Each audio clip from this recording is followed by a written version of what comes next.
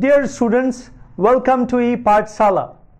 I am Dr. Rakesh Thakur, Associate Professor, teaching in Postgraduate Government College Sector 11, Chandigarh, and today's module is about conceptualizing globalization, globalization and poverty. People have generally celebrated globalization as a cure for all that ails the global society. In today's module, I would try to re-emphasize that all is not hunky-dory with the process of globalization. Globalization has, in many ways, in its attempt to reduce poverty, reduce the gap between the have and the have-nots, at times have increased it. Thus, it is important to locate the human being as central to the process of globalization. Are they the beneficiary or are they at the receiving end? Is the gap widening or is the gulf being bridged? These are the questions that we are going to answer and understand today in globalization and poverty. Let's begin the lesson. Globalization is a multi-dimensional process which came into existence in the 19th century, notably in the ideas of Karl Marx. But it has been in the last 3 or 4 decades back that globalization has entered the popular imagination in a really big way. Globalization is often related to economic terms. Some associates this with modernization or leaning more towards westernization. Globalization leads to movement of people, cultural changes, new trade practices, and interconnectedness among various countries, both economically and politically.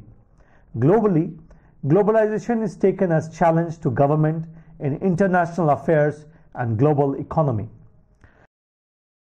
Globalization is a process in which the barriers to cross-border flows are being reduced, not just for economic flows, but also for global extension of knowledge, information, belief system, ideas, and values.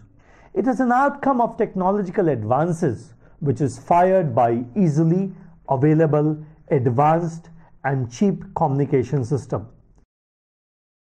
Globalization is not a single concept that can be defined and encompassed within a set time frame, nor is it a process that can be defined clearly with a beginning and an end.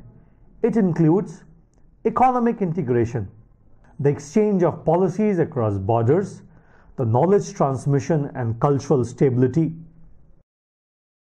It is a global process, a concept, a revolution that has been studied and defined many times over the years, with some connotation referring to progress, development and stability, integration and cooperation, and other referring to regression, colonialism, destabilization. Despite these challenges, globalizations bring with it a multitude of challenges. Let's now look at some definitions of globalization.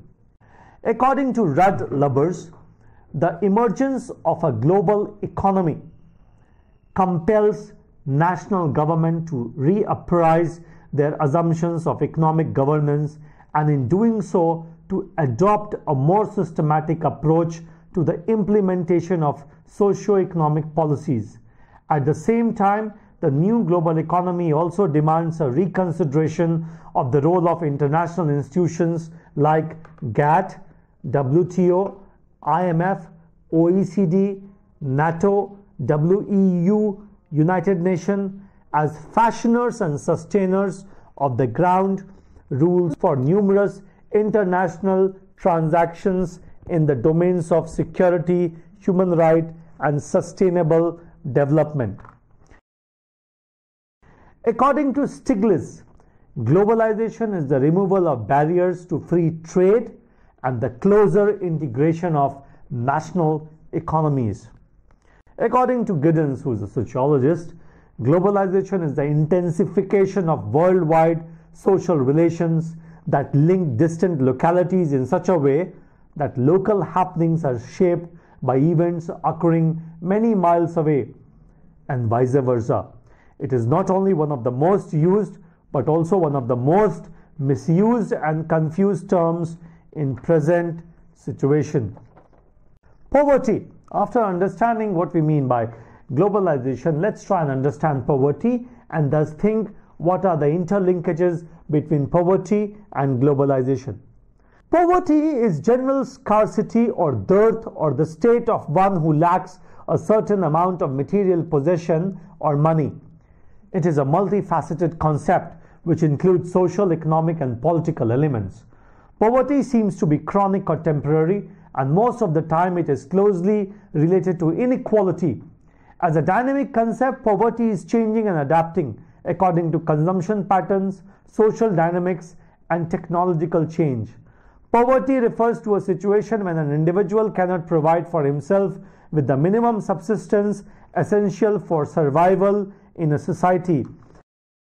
According to United Nations, fundamentally, poverty is the inability of getting choices and opportunity, a violation of human dignity. It means lack of basic capacity to participate effectively in society.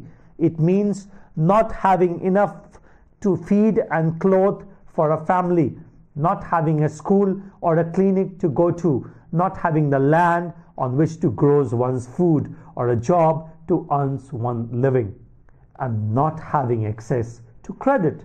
It means insecurity, powerlessness, and exclusion of individuals, households, and communities. It means susceptibility to violence, and it often implies living in marginal or fragile environment without access to clean water or sanitation. Let's now understand the interlinkages between globalization and poverty. It is very crucial but important task to understand globalization and its impact on self and identity. There are various aspects related to globalization such as demographic, economic, ecological and political interconnection on a global scale which impacts everyday life of people in the entire world. Globalization is a process which generates debates across the political and ideological spectrum. So, as far as industrialized countries are concerned, there is a fear of current financial crisis that the dual forces of technological change and global shifts in the location of economic activities are adversely transforming employment prospects. Now let's undertake a discussion on conflicting perspective on globalization. There are two viewpoints which make globalization a highly conflicting and debatable topic. Let's look pro-globalizers or neoliberals. Those who are on the right and look at globalization as an ideological project that will bring the greatest benefit. The ideology of efficient, free and market regardless of national boundaries should be introduced both in trade and finance. Although the neoliberal pro-globalizers recognize that such a state of perfection has not yet been achieved, the major problem in their view is that there is too little rather than too much globalization. For them, globalization is the solution to the world's economic problem and inequalities. The second kind of thinkers are known as hyper-globalizers. Those globalized who are on the left and called as anti-globalizers. For them, globalization is the problem and not the solution. The introduction of free market regardless of national boundaries as claimed by beneficent by the right regard as the main problem by them. According to them, they are the malign and destructive forces. Free market inevitably create an inequality which ultimately leads to poverty. Though through the extension of free markets by globalization, there will be an increase in the scale and extent of inequalities. A regularization of market must be there for wider interest. Unregulated market thus leads to a reduction in well-being for all, but a small minority in the world as well as creating massive environment problem. To some anti-globalists, the only solution is elimination of globalization process. Now we will be discussing factors which led to poverty due to globalization. Let's look at this factor. It's very important to understand that more so in our contemporary situation. Differing rates of population growth between the rich and the poor, whether between countries or within the country. At the beginning of the 21st century, the world's population reached a total of 6.1 billion.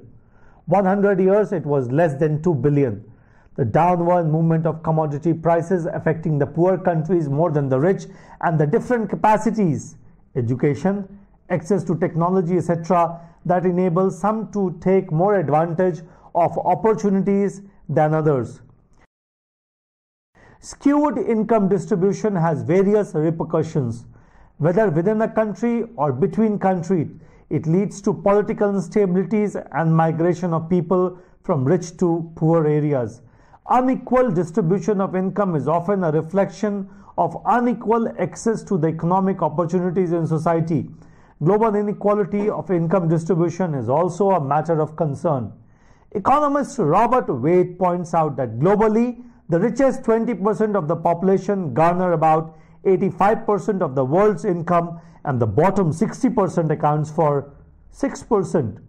This is a very high concentration of income. The urban population of the world is estimated to increase by 4.98 billion by 2030. On the contrary, the size of the rural population is expected to grow by 2.29 by 2030.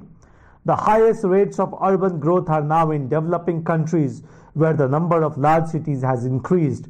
The cities within the developing industrialized economies, urban growth is driven and sustained by this economic dynamism. Migration is one of the reasons, according to International Organization for Migration. The number of international migrants in the world represent only around 3% of the total global population. One of the most important outcomes of the international migration is that it created geographically dispersed communities called as transnational migrant communities, particularly in developed countries. Let's look at some of the positive effects of globalizing process on developing country. To begin with, higher export. It helps to generate income, promotes investment in productive capacity with a potentially positive local development impact depending on inter-elected and inter-firm linkages. The ability to maintain competitiveness is another bonus. Employment growth is relatively labor-intensive and it causes an increase in overall employment or reduction of employment in lower wage sector. Either of these outcomes tends to increase wages. Exposure to new technology leads to improvement in skills and labor productivity, which facilitate the upgrading of industry into more value-added output while either enabling further wage growth or relaxing the downward pressure. The considerable increase in employment and thus in wages leads to reduced social inequality if the social structure, political institution, and social policies play a vital role. The rule governing globalization favors developed country, while the developing country sinks even lower. This is one of the main negative effects of globalizing process. Let's look at the other negative consequences. Globalization only regards monetary value of items rather than other factors involved, one being the environment. Developing countries are controlled by globalization and it has its negative effect on their democracies. Developing countries borrow a large amount of funds from other countries and the World Bank, which essentially causes them to give up the benefits of their democracy because of the strings attached to the loan repayment. The notion that it does not live up to its original expectations. Globalization was advertised to boost countries economically. However, it has not shown improvement in the developed nor developing country. The new system of globalization has basically forced a new economic system on developing country. This new economic system is seen as the Americanization of their policy as well as culture. This has caused quite a bit of resentment and financial damage. And let me now summarize in the end. Globalizing process do not just happen. They depend on different structures or scaffolds to make the process possible. There is a heated debate about the true effect of globalization and if it really is such a good thing. Though there isn't much argument as to whether or not it is happening. Globalization is the process of increased interconnectedness among countries, most notably in the areas of economics, politics and culture. Globalization plays a very important role in deciding every country's fate. It leads to a greater access to foreign culture in the form of movies, music, food, clothing and more. In short, the world has more choices. It helps in economic and social development of a country. Due to globalization, governments are able to work better towards common goal, that there is an advantage in cooperation and improved ability to interact and coordinate and a global awareness. Though globalization helps in better job opportunities, but while it provides jobs to a population in one country, it takes away these jobs from another country, leaving many without opportunities. And it also leads to different cultures from across and around the world to interact. They begin to melt and the contours and individuality of each begins to fade. Many economists and world leaders agree that globalization is supposed to create higher living standard, increase access to foreign market, more foreign investment and open borders. But former World Bank chief economist and Nobel Prize winner Joseph Stiglitz argues that globalization is desperately failing the 80% of the world's population that lives in developing countries and 40% among them that lives in poverty.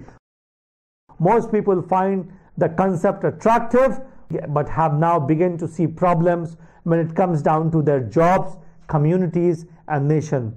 Various challenges that nation and individual face are global in nature, presenting opportunities and difficulties in global solution.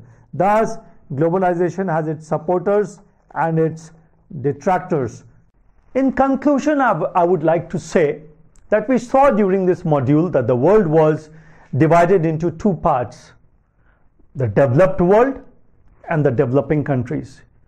We saw that how after World War II, when a lot of newly independent countries wanted to become developed, poverty was a big thing which was afflicting their population.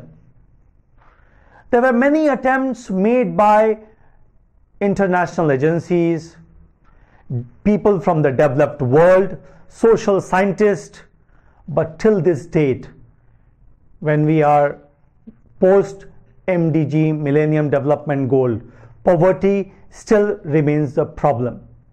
As a student of social science, it becomes imperative to understand that with the increase in the pace of globalization, old forms of poverty may be becoming non-existent, but in that place, new kind of poverties are coming through.